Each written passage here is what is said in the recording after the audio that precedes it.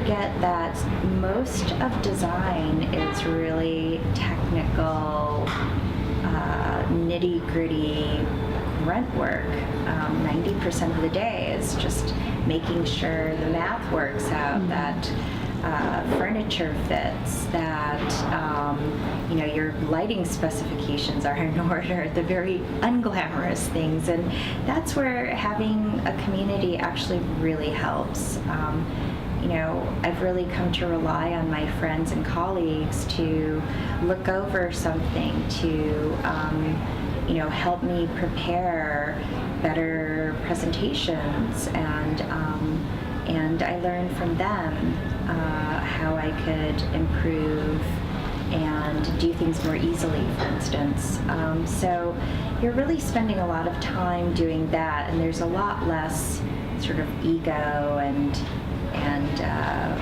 bravado flying around.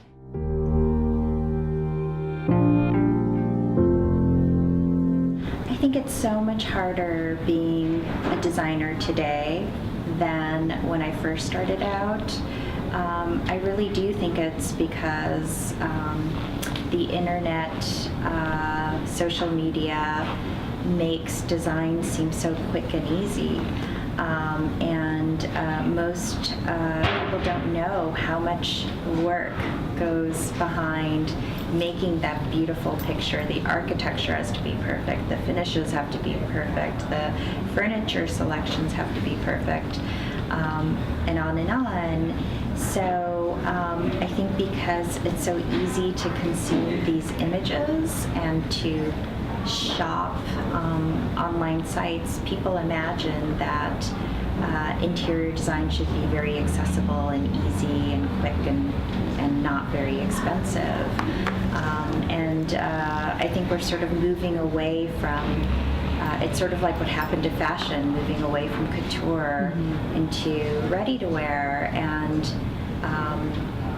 people no longer know about couture and what that process is like. And in some ways, I'm sad to say that our industry is sort of like couture, the really handmade, exquisite, beautiful, one-of-a-kind pieces that are tailor-made for our clients are really starting to disappear.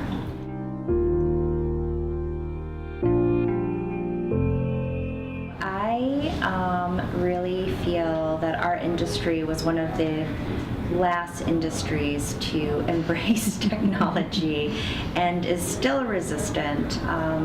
It surprises me that so many people in our industry aren't using these tools. I think it's incredibly important to be savvy in technology, and for those of us who are not very good, the wonderful thing about Fuigo is that we've got programmers here, we have engineers, we have people who can explain technological innovations in a way that we can understand. All of our tools are for designers, so they're made to make our life easier.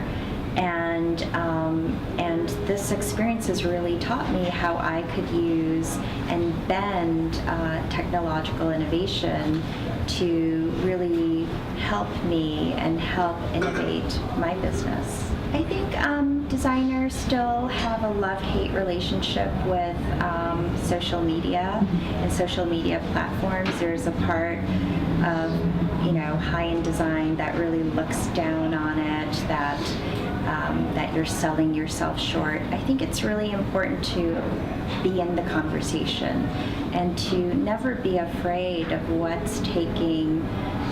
has traction in the popular culture.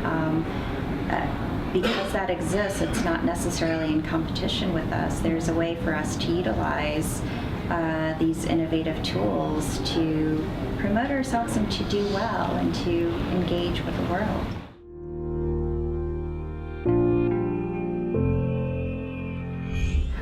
When I was first starting my business, and this speaks to properly training people.